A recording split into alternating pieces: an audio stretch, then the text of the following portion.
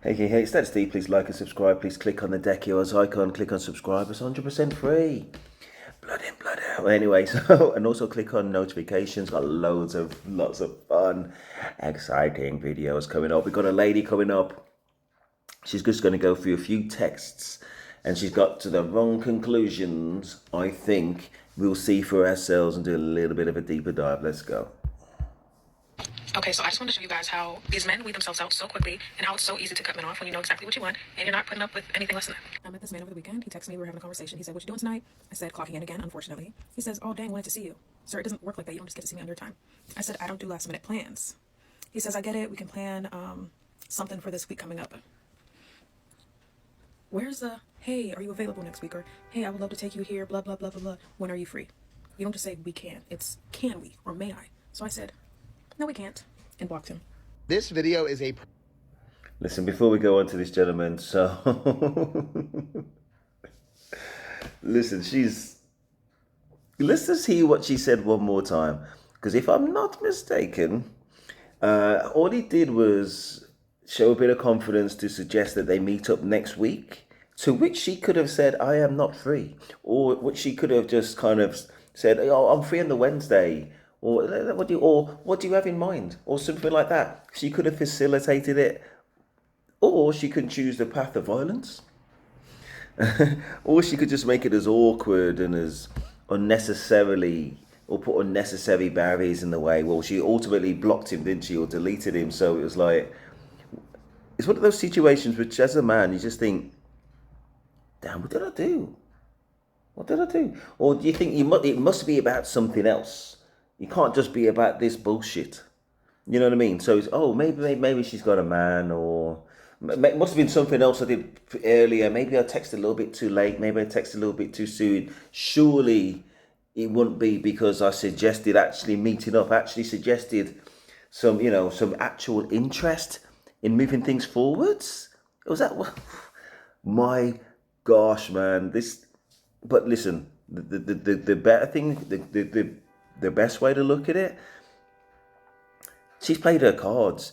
This will be a head tripper down the line. It's not going to be exclusive to this one situation, is it? Somebody who's that petty. You know what I mean? So, listen, he's just saved himself a little bit of hassle. He might well think to himself as a man, "Oh, I wish I could have just, slept with her one time and then that was it and just kind of moved on from there." So I'll be thinking anyway. You know what I mean? But at the end of the day, at least he got that kind of less mental hassle. Let's see what she says again one more time. And how it's so easy to cut men off when you know exactly what you want and you're not putting up with anything less than that. I met this man over the weekend. He texted me. We were having a conversation. He said, "What you doing tonight?" I said, "Clocking in again, unfortunately." He says, "Oh, dang, wanted to see you." Sir, it doesn't work like that. You don't just get to see me on your time. I said, "I don't do last minute plans." He says, "I get it. We can plan something for this week coming up." Where's the, "Hey, are you available next week?" or, "Hey, I would love to take you here, blah, blah, blah, blah, blah. When are you free?" You don't just say, "We can." Yeah, but also it's like, again, he just wanted to be positive and just kind of show that he actually has an interest in her.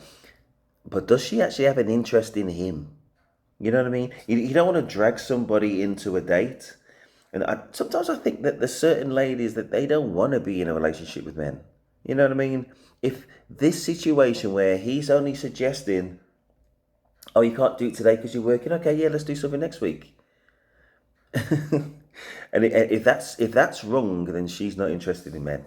She's not interested in men. She I don't know what else is going on, but that's not it. Anyway, let's see what this other guy's got to say. It's, "Can we?" or "May I?" So I said, "No, we can't," and blocked him.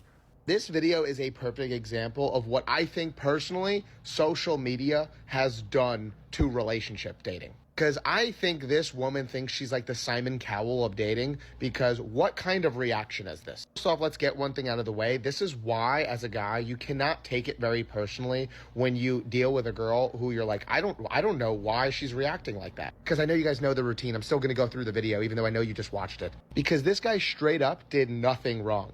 He goes, "What are you doing tonight?" She goes, "Clocking in, unfortunately." He goes, "Ah, I wanted to see you. I don't do last minute plans." automatically just escalating this situation into something unnecessary. Like, the guy was honestly trying to be nice. He was like, oh, I wanted to see you. You haven't even hung out with this person yet. This girl's crazy, but anyways. So then even after this red flag statement, he still tries to be polite. And he's like, I get it. You know, listen, we could maybe plan something next week. And then she goes on this whole tangent about how, oh, where's the may I or can we or please? Like, she sounds like my high school teacher when I asked to go to the bathroom. Her response is, no, we can't. She's this angry because the guy basically said, hey, are you free tonight? And then, hey, okay, if you're not free tonight, we can hang. I said, in my opinion, this is a perfect example of what social media has done to relationships and dating. It's made people so bitter and so angry at the opposite gender. Because I guarantee you, in my opinion, she did this knowing she was going to go and post this on TikTok and make it seem like, look how high my standards are. I won't accept any disrespect. I could tell you with all due respect, you literally didn't do anything in this conversation. All you did was exhibit how much of a red flag you are, because the only issue in that sentence, that dialogue between you two, was your ego. That was the only thing that anyone saw. Because most of the comments were already agreeing with me, but I did see a handful of comments that are like, guys are so self-centered. Like, Jesus, you're reading so deep into everything. And I got no proof, but I know when she sent that last text of the no, we can't, and then blocked him, she's like, all right, I'm going to screenshot this, and then I'm going to make a little TikTok, and the girls are going to love this. My piece of advice to men and women is, if you actually are seeking a legitimate relationship, if you want to be bitter and angry and look for, like, literally, you know, somebody who's going to walk on eggshells and be the most perfect human being around you, then I guess go at it, you know. But in my opinion, if you want a relationship to work, even when they're strangers, there's a level of compromise and empathy that you still have to have. I think we get the point. I think he's kind of restating his point, but we all get it. I'm just trying to think to one example that I've had, and we've all had these examples where you can just feel a change in the mood. It's almost like, oh, we were getting on, there's a change in the mood. Oh my gosh, man. And it's just a change in tone, and you know what I mean? It just, oh no, all of a sudden we're not getting on anymore. And how do we get there? I know, for real. I mean, it could be something as trivial as what happened here with this lady. You know what I mean? All he said was, okay, let's meet up next week. Can't do today, okay, let's meet up this week. And we've got to take her on her word that she's being legit. In my experience, it's very, very rare, but I say every so often you just get somebody who just tries to find fault with something, and you know that's end of relationship, that's end of line. There's no real point in trying to explain it, you know what I mean, or trying to placate. But you can see it coming, and even though you try to manage things, you know that's over. You're never going to see her again. It could be something as trivial as what happened there. Ridiculous. Women often say they want a man to take the initiative, to step up and show interest. Yet when a guy actually does that, they sometimes dismiss him without a second thought. It's like the rules have changed, and it's hard to keep up. But when you peel back the layers, social media is at the heart of this shift. Platforms like Instagram, TikTok, and even dating apps have inflated some women's egos to the point where they believe they have endless options, and no one ever quite measures up to their ideal. This man took the initiative. He did exactly what so many women say they want, a guy who makes the first move. But she immediately dismissed him, not because he lacked qualities that actually matter in a relationship, but because she felt like she had the power to be picky. Why? Because of this illusion of endless choices that social media promotes. She's scrolling through a feed of highlights, seeing only the best moments from other people's lives and thinking, I can do better. The problem is, this sense of entitlement that some women develop online turns them into harsh critics. They nitpick everything about the men who approach them, looking for any small flaw to label them as bad or unworthy. It's not about getting to know someone or understanding their character anymore. It's about finding a reason to disqualify them. And social media only amplifies this behavior by constantly feeding them stories and examples of bad men, reinforcing the idea that they need to protect themselves by being overly selective. What's even crazier is that this nitpicking often isn't about the guy at all. It's about how she perceives herself. Social media has become a stage for comparison, and many women now measure their worth by how much attention they can get or how many better options they think they have. It's the ultimate ego boost, but it's hollow. As a result, she'll dismiss men for the most minor things, believing that she deserves more, not realizing that no one is ever going to be perfect.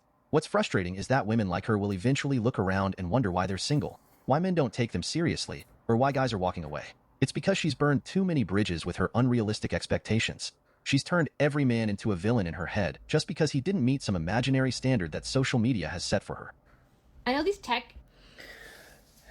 I think we're reading in a little bit too much to put it all down to social media. I think some people, male or female, some are just idiots. You know what I mean? And some are a little bit look kind of immature. Some make bad choices sometimes, and nobody's perfect. And that's what I'll put it down to. And sometimes, what seems to be a bad thing is actually a good thing. It's a blessing. He didn't waste any more time with somebody that doesn't want to be met. You know what I mean? So he can focus his time on somebody else, and she stays single until she's ready to date. Doesn't seem like she's ready to date. You know what I mean? And doesn't sound like she wants to date. You know what I mean? To be that petty about things, and who wants to be around a petty person anyway? There's nobody. Anyway, that's it. Please like, subscribe, Daddy Steve, and turn on notifications. Daddy Steve, and I'm out.